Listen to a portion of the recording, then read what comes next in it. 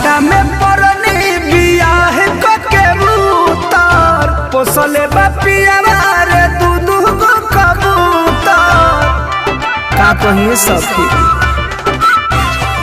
हाँ घाटा में परनी बियाह के उतार पोसले बापियावा रे दूध को कबूतर दाना चरावे धोके साड़ी के पलेट पर चिरैया के चोच से खरोच लागल पेट पर चिरैया के चोच से खरोच लागल पेट पर।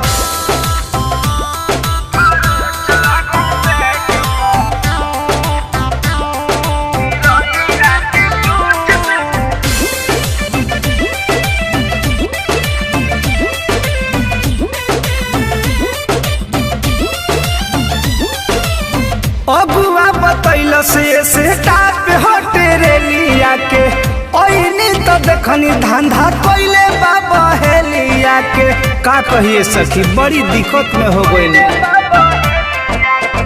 अगुआ बतैल से टाप हटे रेलिया के ओइनी तो देखनी धंधा कोइले बाबा हेलिया के सस्ता के सौदा भेटाइल महंगा रेट पर चिरैया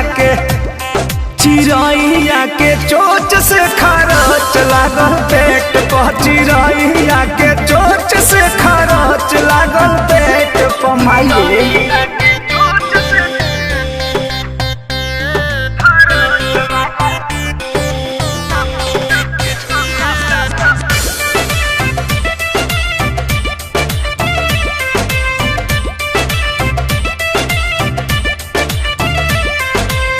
खलिया फोकास बकवास में हम बझनी हो प्रेमी परमोध के हम चाल ना समझनी हो।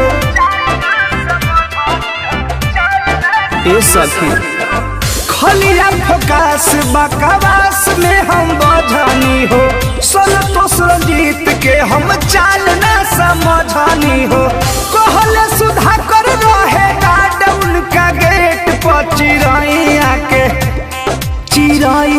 के चोट से खरोच लागल पेट पर चिरैया के चोट से खरोच लागल पेट पर दैया रे दैया।